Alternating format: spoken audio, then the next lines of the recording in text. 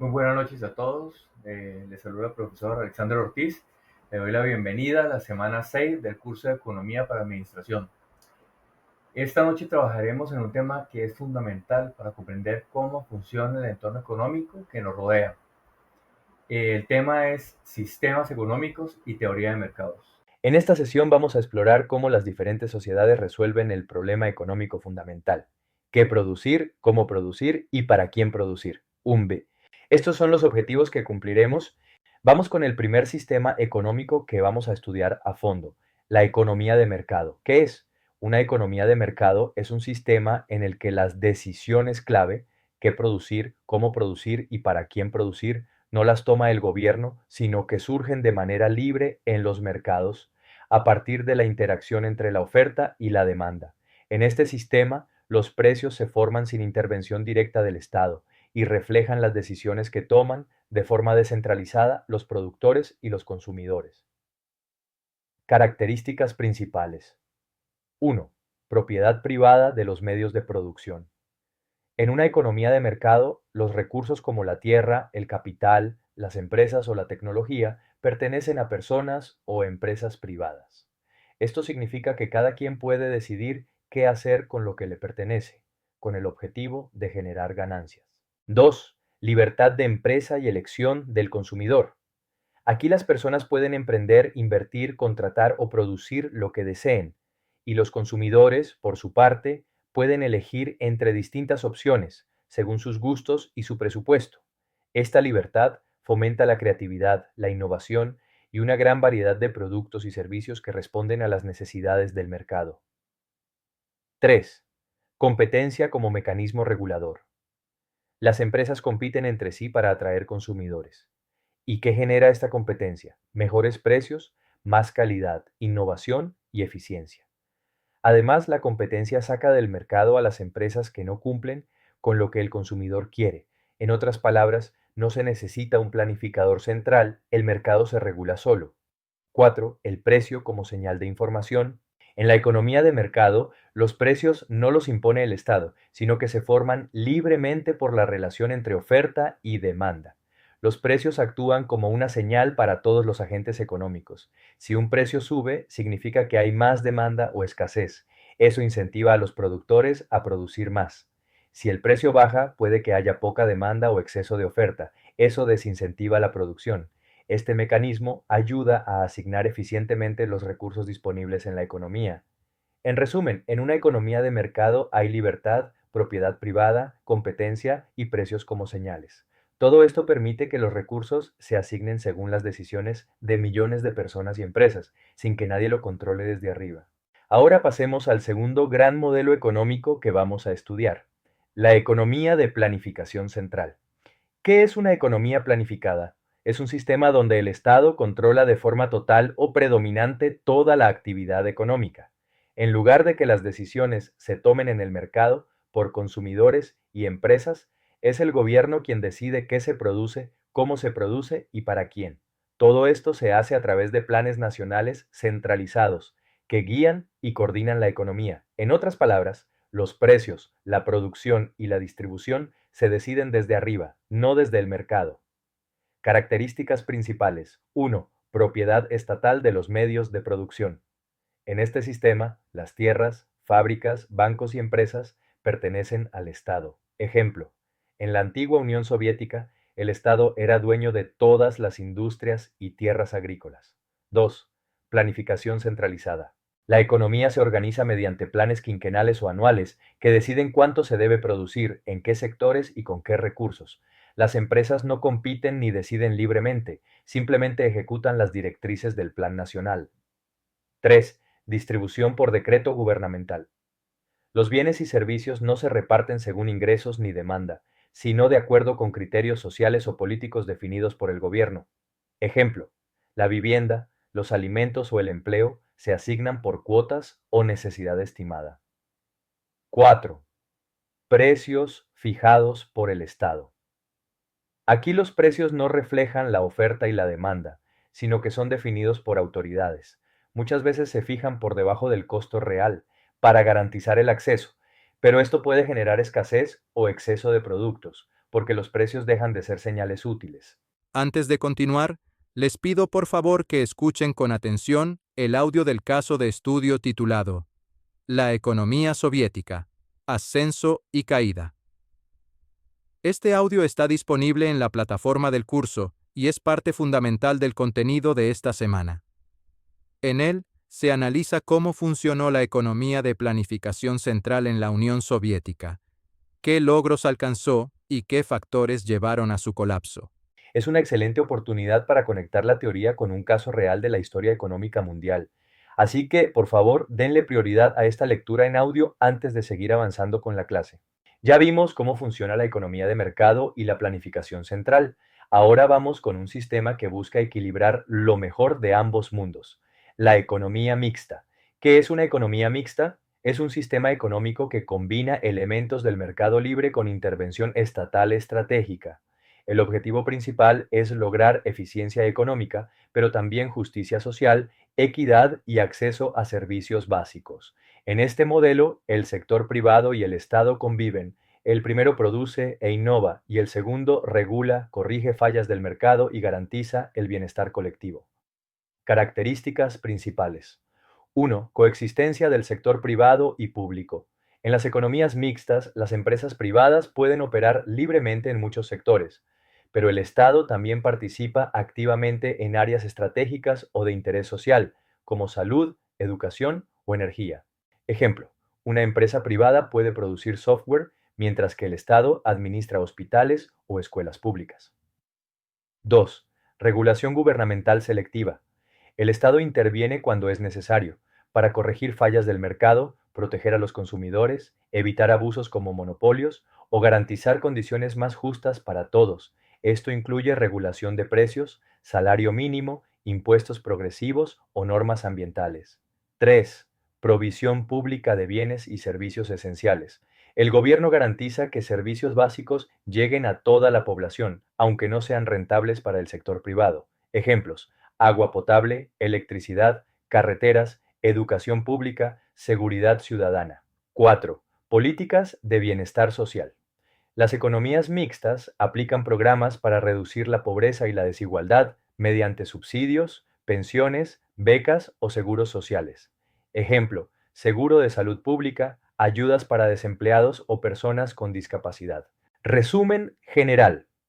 La economía mixta busca un equilibrio, aprovecha la eficiencia del mercado, pero no deja de lado la equidad y el acceso universal, y usa la intervención estatal como herramienta para corregir errores del sistema.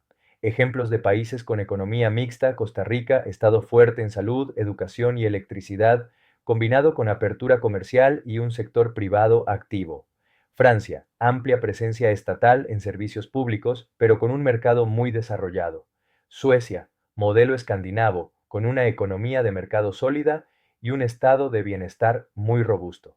Alemania, gran potencia industrial con políticas de protección social activas y colaboración entre empresas y gobierno. En resumen, la economía mixta es el modelo más común en el mundo actual y es el sistema que aplicamos en Costa Rica. Busca que el desarrollo económico llegue a todos, sin sacrificar la eficiencia ni la justicia. Vamos a hacer un repaso rápido sobre los tres grandes sistemas económicos: mercado, planificado y mixto. Te recuerdo las características principales, ventajas, desventajas y ejemplos actuales. Sistema de mercado: propiedad privada, libre competencia, precios libres. Ventajas: eficiencia, innovación, libertad. Desventajas: puede generar desigualdad y externalidades. Ejemplos: Estados Unidos, Chile. Sistema planificado: propiedad estatal, planificación central, precios fijos. Ventajas: igualdad y estabilidad. Desventajas: ineficiencia y falta de incentivos para innovar.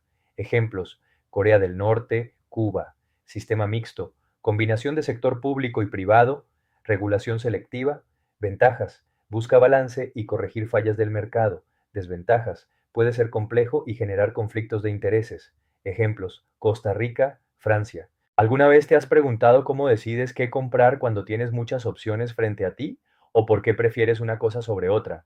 Pues eso es precisamente lo que estudia la teoría de la utilidad y el consumidor. Esta teoría nos ayuda a entender cómo las personas toman decisiones para maximizar su satisfacción o felicidad, teniendo en cuenta que siempre contamos con recursos limitados. En este tema veremos conceptos clave como qué es la utilidad, cómo se mide, cuáles son las preferencias del consumidor y cómo todo esto influye en las decisiones que tomamos día a día y en el mercado en general.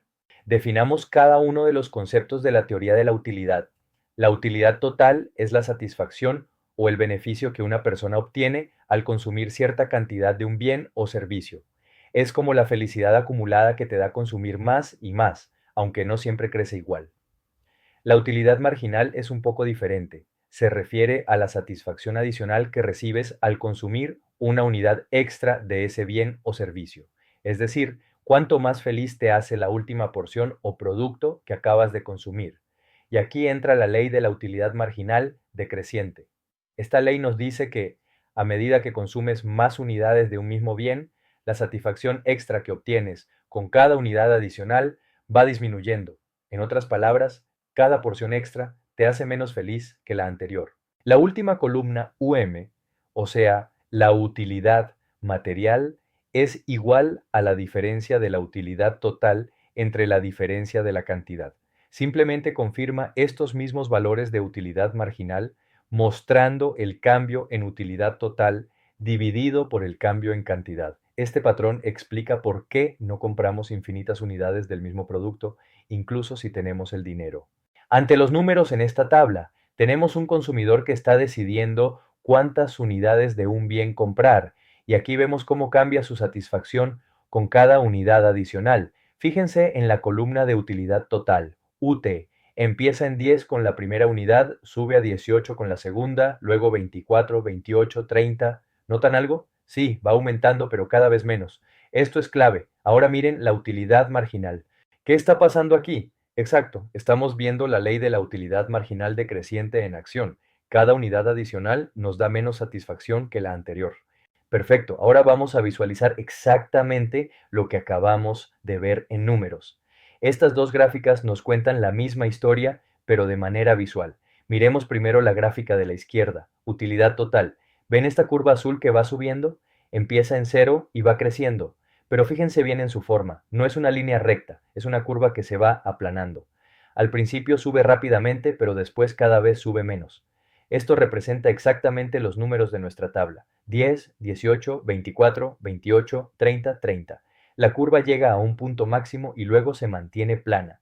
Esto significa que el consumidor alcanzó su máxima satisfacción posible con este bien. Ahora la gráfica de la derecha, utilidad marginal.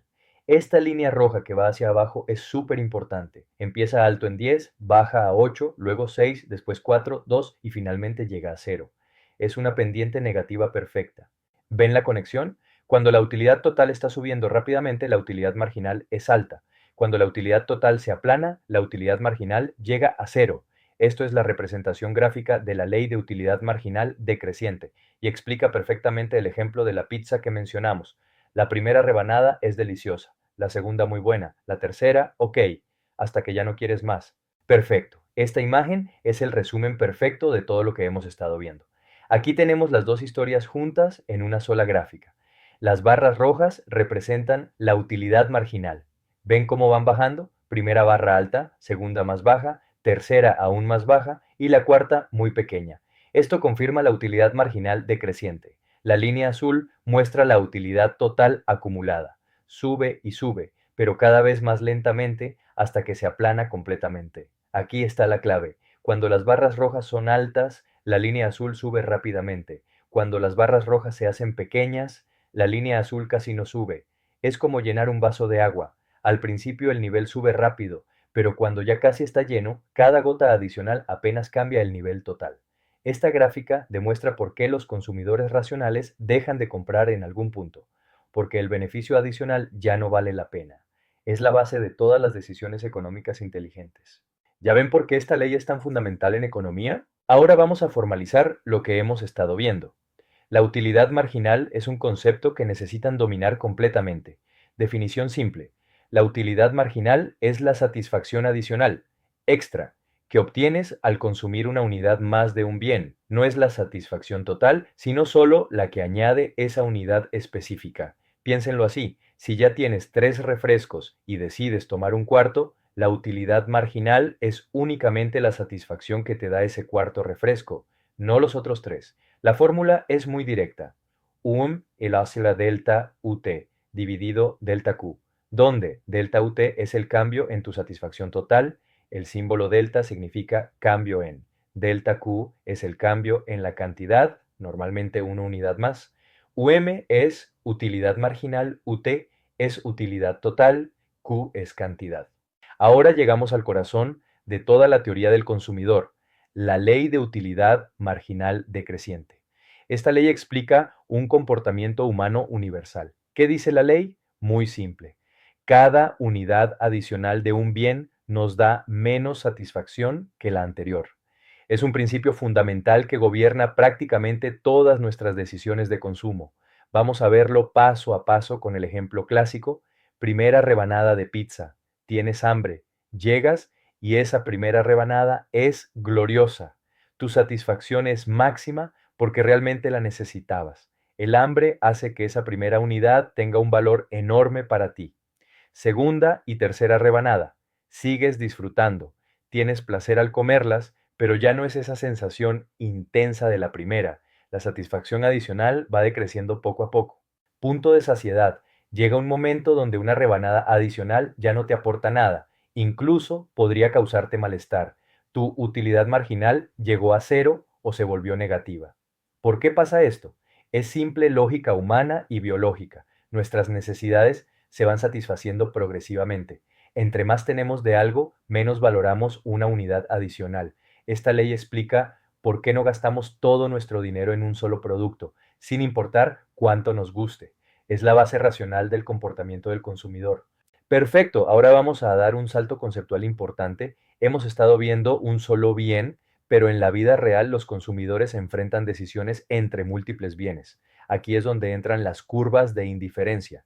¿Qué es una curva de indiferencia? Imaginen que tienen que elegir entre café y té para su desayuno. Una curva de indiferencia muestra todas las combinaciones de café y té que les dan exactamente el mismo nivel de satisfacción. Por ejemplo, 4 tazas de café con 1 de té te satisface igual que 2 tazas de café con 3 de té. Para ti, como consumidor, es indiferente, de ahí el nombre. 3 características que nunca pueden faltar. Primera, pendiente negativa. Si quieres más café, tendrás que aceptar menos té para mantener tu mismo nivel de satisfacción. Es un intercambio, más de uno, menos del otro. Segunda, no se intersectan. Esto es lógica pura. Si dos curvas se cruzaran, significaría que el mismo punto te da dos niveles diferentes de satisfacción. Imposible. Cada curva representa un nivel único de utilidad. Tercera, convexas al origen. Esta forma curvada refleja algo muy humano. Cuando tienes mucho café y poco té, estás dispuesto a renunciar a mucho café por un poquito más de té, pero cuando ya tienes más té, cada unidad adicional de té vale menos para ti. ¿Ven cómo se conecta con la utilidad marginal decreciente que vimos antes? La misma lógica, pero ahora aplicada a dos bienes simultáneamente. Vamos a aclarar qué significa exactamente esta indiferencia, porque es un concepto que confunde a muchos estudiantes. La indiferencia no significa que no te importa. Cuando decimos que un consumidor es indiferente entre dos combinaciones, no estamos diciendo que le da igual todo o que no le importa nada, para nada. Lo que sí significa indiferencia, significa que las dos opciones te satisfacen exactamente igual. Tu nivel de bienestar, tu felicidad, tu satisfacción total es idéntica. Ejemplo concreto, imaginen que están planeando su desayuno perfecto. Para ustedes, 2 tazas de café plus 5 de té es satisfacción total de 10. 4 tazas de café plus 2.5 de té. Satisfacción total de 10. ¿Cuál prefieren? Ninguna. Ambas les dan el mismo nivel de felicidad. Si tuvieran que elegir, podrían lanzar una moneda porque genuinamente les da lo mismo. ¿Por qué es importante este concepto? Porque en economía necesitamos entender cuándo un consumidor está dispuesto a hacer intercambios. Si dos opciones te satisfacen igual, estás dispuesto a cambiar una por la otra sin perder bienestar. En la vida real es como cuando van al cine y hay dos películas que les llaman exactamente igual la atención. Cualquiera que elijan van a salir igual de contentos. Eso es indiferencia económica. La clave está en que pueden rankear, prefieren cualquier punto de la curva roja sobre cualquier punto de la curva azul, pero dentro de la misma curva realmente les da igual. Perfecto, ahora vamos a ver exactamente cómo se ve esto en la práctica. La tabla de arriba nos muestra las combinaciones numéricas y la gráfica de abajo nos da la imagen completa. Miremos la tabla primero. Fíjense que todas las combinaciones dan una utilidad de 10. Esto significa que nuestro consumidor está igualmente satisfecho con 2 tazas de café y 5 de té, 3 tazas de café y 3.3 de té, 4 tazas de café y 2.5 de té, 5 tazas de café y 2 de té. ¿Ven el patrón? Más café implica menos té, pero la satisfacción total se mantiene constante. Ahora la gráfica. Aquí tenemos múltiples curvas de indiferencia. Cada color representa un nivel diferente de utilidad. Curva azul, abajo. Utilidad baja. El consumidor está menos satisfecho. Curva verde. Utilidad media, curva amarilla. Utilidad media alta. Curva roja, arriba. Utilidad muy alta. El consumidor está más satisfecho. Observen las características que mencionamos. Pendiente negativa. Todas las curvas bajan de izquierda a derecha, no se intersectan. Cada curva está en su propio nivel, convexas al origen. Todas tienen esa forma curvada hacia adentro, lo más importante. Entre más arriba esté la curva, mejor para el consumidor. La curva roja es preferible a la amarilla y la amarilla a la verde. Esto nos prepara para entender cómo los consumidores toman decisiones reales con presupuestos limitados. Ahora vamos a hacer esto súper concreto con nuestro ejemplo del café y té.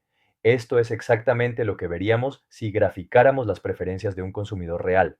Configuración del gráfico. En el eje horizontal, X, tazas de café que consumes. En el eje vertical, Y, tazas de té que consumes. Cada punto representa una combinación específica de desayuno. Las tres combinaciones que vemos. Combinación. 1, 2 tazas de café, 5 tazas de té. Combinación. 2, 3 tazas de café, 3 tazas de té. Combinación. 3, 4 tazas de café, 2 tazas de té. ¿Qué tienen en común estas tres combinaciones? Todas brindan exactamente la misma utilidad total al consumidor. Piénsenlo así. Si le preguntaran a este consumidor cuál de estos tres desayunos prefieres, su respuesta sería: me da absolutamente igual, cualquiera está bien. ¿Por qué pasa esto? Porque a medida que consume más café, está dispuesto a renunciar a té y viceversa. Es un intercambio que mantiene su satisfacción constante. Lo clave aquí, este consumidor no está siendo indeciso o caprichoso. Estas tres opciones realmente le producen el mismo nivel de bienestar. Es matemáticamente equivalente para él. En la próxima diapositiva vamos a ver qué pasa cuando agregamos el elemento que falta, el dinero.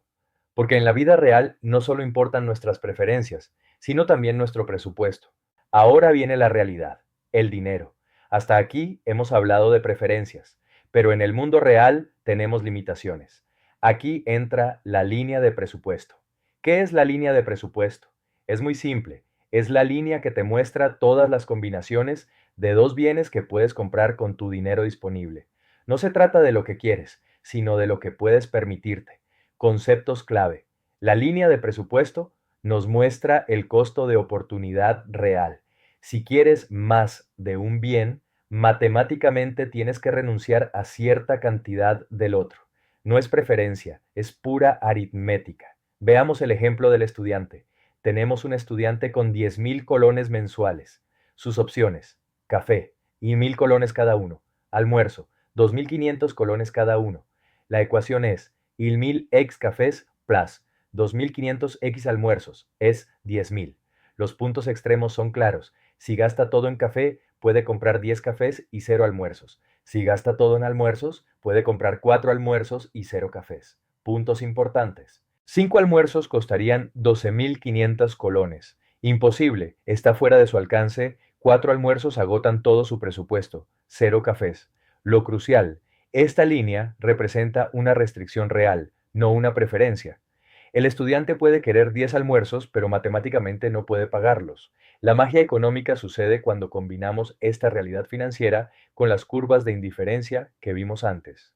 Aquí está el momento mágico. Ahora vamos a juntar todo lo que hemos visto, las curvas de indiferencia y la línea de presupuesto.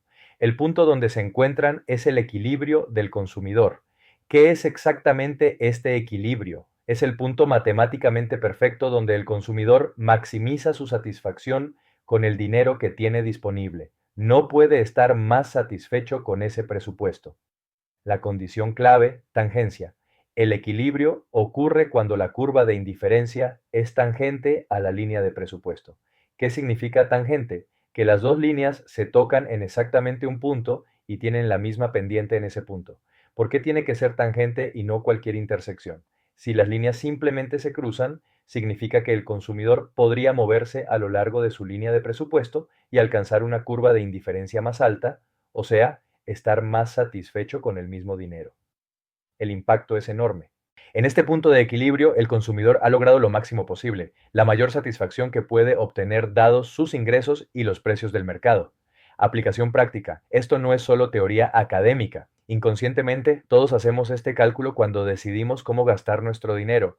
¿Compro más café y menos almuerzo? O viceversa. Nuestro cerebro busca naturalmente este punto de equilibrio. Para estudiantes, cuando deciden cómo distribuir su presupuesto mensual entre entretenimiento, comida, transporte, están buscando exactamente este equilibrio optimal.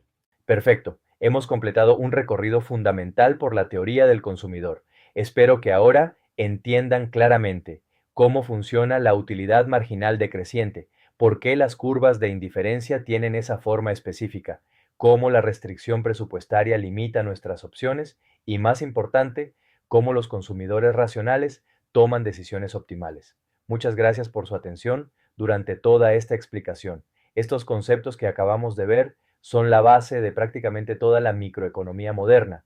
Los van a encontrar una y otra vez en temas más avanzados como teoría de la demanda, elasticidades, efectos sustitución e ingreso y análisis de bienestar del consumidor. Los animo fuertemente a que busquen más videos sobre estos temas. Hay muchísimo contenido adicional que profundiza en ejercicios prácticos con números reales, casos especiales de curvas de indiferencia, análisis de cambios en precios e ingresos, aplicaciones a situaciones económicas actuales. Recuerden, la economía se entiende practicando. Entre más ejemplos vean y más ejercicios resuelvan, más natural se volverá este razonamiento económico. Sigan aprendiendo y nos vemos en el próximo video.